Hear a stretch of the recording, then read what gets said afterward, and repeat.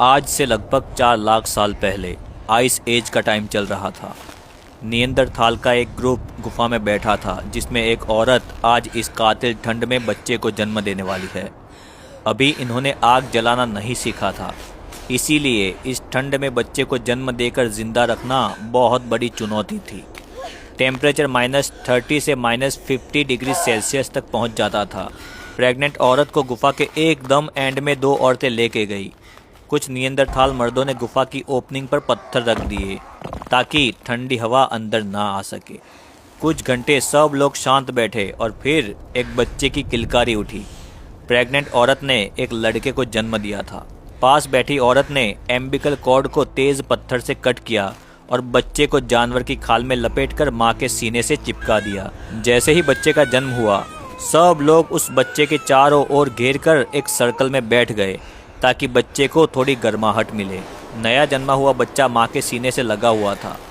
जानवरों की मोटी चमड़ी उसके छोटे शरीर पर लपेटी गई थी, लेकिन फिर भी उसका जिस्म बर्फ जैसा ठंडा होता जा रहा था। बच्चा कभी हल्की सी आवाज़ निकालता, कभी बिल्कुल शांत हो जाता। माँ की सांसें तेज़ थी। उसकी आंखें बार बार बच्चे के चेहरे पर टिक जाती थी, जैसे वो उसे सिर्फ अपनी नज़रों से ज़िंदा रखना चाहती हो। गुफा के बाहर हवा और भी ज़्यादा गुस्से में थी।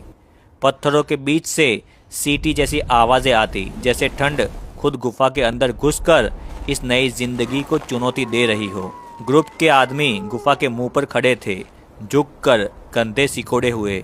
उनके लंबे बाल और घनी दाढ़ी पर बर्फ जम रही थी। कोई बोल नहीं रहा था। सब जानते थे आज रात सबसे भारी है। सर्कल में बैठी औरतें अपने शरीर को बच्चे की तरफ थोड़ा और झुका लेती है। समय धीरे धीरे सरकता गया। गुफा के अंदर अंधेरा और गहरा होता गया। बच्चे की सांसें अब पहले से ज़्यादा कमज़ोर लग रही थी। उसकी किलकारी जो कुछ घंटे पहले गुफा में गूंजी थी, अब याद बन चुकी है। माँ ने बच्चे को और ज़ोर से अपने सीने से चिपकाया, जैसे वो अपनी जान उस बच्चे के अंदर डालना चाहती हो। एक बूढ़ी औरत आगे आई, जिसके बाल सफ़ेद और आंखें गहरी थी। उसने बच्चे के छोटे से चेहरे को देखा और फिर माँ की आंखों में झांका। कुछ कहने की ज़रूरत नहीं थी। माँ समझ चुकी थी कि ठंड जीत गई है। सुबह होने से पहले जब गुफा के बाहर आसमान हल्का नीला हुआ, बच्चे की सांस बिल्कुल रुक गई थी। कोई चीखा नहीं, कोई ज़ोर ज़ोर से रोने की आवाज़ नहीं, सिर्फ एक भारी खामोशी। ग्रुप के लोग उठ खड़े हुए। बच्चे के लिए कोई शब्द नहीं थे, कोई रस्म नहीं थी, सिर्फ एक काम था, उसे इज्जत से इस दुनिया से विदा करना था। 2 मर्द गुफा के बाहर गए और बर्फ़ को हटाकर एक छोटा सा गड्ढा बनाया। बच्चे को उसी जानवरों की चमड़ी में लपेटकर वहां रखा गया। माँ दूर खड़ी देखती रह गई। ये उसकी पहली औलाद थी। ग्रुप जैसे ही गुफा में आया, वैसे ही भेड़ियों का एक ग्रुप इस नए जन्मे बच्चे को दूर से सूंघता हुआ आ चुका था। भेड़िए उस जगह आ पहुंचे थे जहां बच्चे को बर्फ के नीचे दफनाया गया था, और वहां भेड़ियों ने खोदना शुरू कर दिया। भेड़ियों की आवाज़ सुनकर कुछ नियंदरथाल्स गुफा के बाहर निकले। तब तक एक भेड़िए ने बच्चे को अपने मुंह से पकड़ लिया था और बाहर निकाल लिया था। नियंदरथाल्स जोर से आवाज़ करते हुए भेड़ियों की तरफ आए, पर भेड़िए उस बच्चे को लेकर दूर भाग निकले थे। सीन एकदम इमोशनल हो गया था। ग्रुप के पास खाना बहुत कम बचा था। 2 दिन से कोई शिकार हाथ में नहीं लगा था, इसीलिए आज 3 मर्द और एक जवान औरत शिकार के लिए निकले। उनके हाथ में पत्थर के भाले थे, कपड़ों के नाम पर सिर्फ चमड़ी के टुकड़े। हवा इतनी तेज़ थी कि चलना मुश्किल हो रहा था, लेकिन रुकना मौत को बुलावा देने जैसा था। कुछ घंटे चलने के बाद उन्होंने बर्फ़ पर जानवर के निशान देखे। शायद वो एक हिरन या कोई भारी जानवर के हो सकते हैं। सब लोग तुरंत झुक गए। सांस रोकी गई। वो धीरे धीरे आगे बढ़े। बर्फ़ के खुले मैदान में कुछ हिरन दिखे। एक मर्द ने इशारा किया। सब लोग अलग अलग तरफ से घिरने लगे और फिर भाला फेंका गया।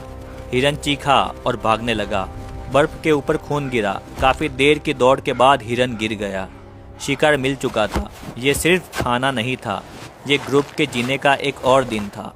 हिरन को उठाया गया और अपने ठिकाने की तरफ ये ग्रुप रवाना हुआ। रास्ते में खामोशी थी। खामोशी मतलब आसपास कोई बड़ा जानवर मौजूद है। हिरन के खून की गंध सूंघकर एक टाइगर वहां पर आ पहुंचा था। टाइगर ने सीधे ही हिरन पर झपट्टा मारा, पर हिरन को बचाने के चक्कर में नियंदरथाल टाइगर के सामने हो गया। टाइगर ने उसी पर हमला कर दिया और उसको पैर से पकड़ लिया। सब लोगों ने पत्थर और भाले चलाए, लेकिन टाइगर उसका पैर पकड़कर घसीटता हुआ दूर ले गया। सब लोगों ने उसे बचाने की कोशिश की, उसके पीछे भागे, लेकिन टाइगर उसे लेकर बहुत दूर निकल चुका था। सिर्फ खून और घिसने के निशान बचे थे। ग्रुप के लोग चुपचाप खड़े रहे। ये भी जिंदगी का एक सच है, कभी शिकार मिलता है तो कभी शिकारी खुद शिकार बन जाता है। गुफा में वापस आने पर माहौल और भी भारी हो गया था। एक जान जा चुकी थी और एक नई जान पहले से ही जा चुकी थी। उसी शाम, उसी दिन एक और प्रेग्नेंट औरत का दर्द शुरू हो चुका था। ये दूसरी डिलीवरी थी। सब लोग एक दूसरे को देखे बिना समझ गए थे कि ये रात भी लंबी होने वाली है। ठंड वैसी ही थी, अंधेरा वैसा ही था, लेकिन हर कहानी एक जैसी नहीं होती। बाहर मर्द फिर से पत्थरों को ठीक करने लगे। बर्फ जम चुकी थी, पत्थर भी ठंडे लोहे जैसे लग रहे थे। हवा फिर से गुफा के अंदर घुसने की कोशिश कर रही थी। इस बार उन्होंने अपने शरीर भी ओपनिंग के पास लगा दिए। अंदर वक्त रुक सा गया था, सिर्फ सांस की आवाज़, दर्द और ठंड का एहसास। फिर अचानक एक तेज़ आवाज़ आई। एक बच्ची ने जन्म लिया था। औरतें तुरंत हरकत में आई। बच्ची को चमड़ी में लपेटा गया और फिर उसे माँ के सीने से लगा दिया। माँ की आंखों में डर था और एक नया उजाला भी था। ग्रुप के लोग चुपचाप खड़े रहे। किसी ने मुस्कुराया नहीं, किसी ने जश्न भी नहीं मनाया। रात को हिरन को खाया गया और माँ को चर्बी खिलाई गई ताकि दूध गाढ़ा आए, जिससे बच्चे को गर्मी मिले। जैसे तैसे रात गुजर गई। अगला दिन और भी ज़्यादा खतरनाक था, क्योंकि माँ को मांस और चर्बी की ज़रूरत थी और एक हिरन से तो सिर्फ 2 दिन का खाना ही होता था। इसीलिए एक ग्रुप शिकार के लिए निकला। उनके कदम बर्फ में धंस रहे थे, हर सांस दर्द दे रही थी। दूर दूर तक सिर्फ सफ़ेदी और उस सफ़ेदी में छिपे हुए खतरे थे। पूरा दिन इधर उधर घूमने के बावजूद कोई शिकार नहीं मिला। ग्रुप दुखी होकर गुफा में लौटा। गुफा में बच्ची माँ के सीने से चिपकी हुई थी। उसकी सांस अब भी हल्की थी। औरतें उसके आसपास बैठकर अपने शरीर से उसे गर्मी दे रही थी। कभी कभी बच्ची हल्की सी आवाज़ निकालती, जैसे याद दिला रही हो कि वो अभी भी जिंदा है। शिकार ना मिलने के कारण अब खाना सिर्फ आज का दिन ही चलने वाला था। इसीलिए ज़्यादातर खाना माँ के लिए रखा गया और सब लोगों ने बहुत ही कम खाया। दूसरे दिन ग्रुप शिकार के लिए निकला और थोड़ी दूर वुली मेमत दिखा।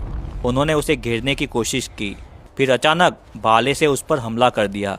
मेमत घायल हुआ पर गिरा नहीं।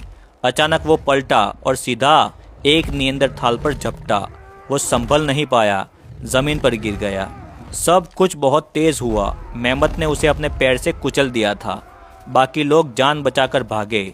शिकार तो अधूरा रह गया था, लेकिन वो अपने साथी को भी नहीं बचा पाए। गुफा में लौटकर उन्होंने कुछ नहीं कहा, सिर्फ पत्थरों पर बैठ गए। अंदर बच्ची की हल्की सी आवाज़ आई। ये आवाज़ उन सब के लिए याद दिलाने जैसी थी कि सब कुछ खोने के बाद भी कुछ बच जाता है। ग्रुप ने हिम्मत नहीं हारी और फिर से गुफा के बाहर निकला। थोड़ी दूर चलने के बाद दूर नीचे एक मेमत सोया हुआ दिखा।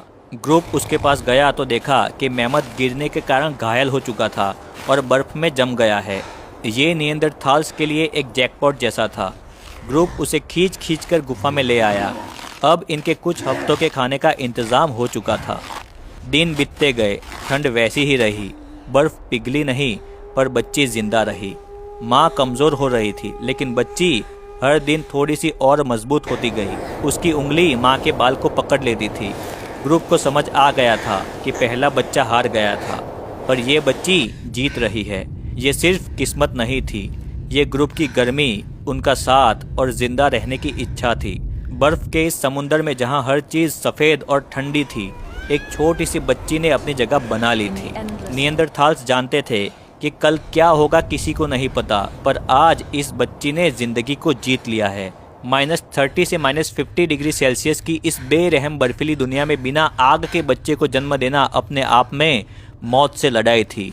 इस कातिल ठंड में ज़्यादातर जन्मे हुए बच्चे कुछ दिनों या हफ्तों से ज़्यादा जिंदा नहीं रह पाते थे। हाइपोथर्मिया सबसे बड़ी वजह थी। उस समय ना तो दवाई थी, ना शेल्टर, ना पूरी तरह से अच्छे कपड़े। बच्चे की पूरी ज़िंदगी माँ के शरीर और ग्रुप की गर्मी पर टिकी होती थी। इसी वजह से बहुत कम बच्चे बड़े हो पाते थे और जो बच जाते थे वही भविष्य की उम्मीद बनते थे। निएंदरथाल्स की ज़िंदगी छोटी लेकिन बहुत कठोर थी। लगभग 20 साल का निएंदरथाल आज के 40 साल के इंसान जितना थका, घिसा और झुका हुआ होता था। इसीलिए आइस एज में ज़िंदा रहना उम्र का नहीं, हर दिन जीती गई एक लड़ाई का नाम था और हर सांस अपने आप में एक जीत थी। वीडियो अच्छा लगा हो तो वीडियो को लाइक करना, चैनल को सब्सक्राइब करना। Thank you.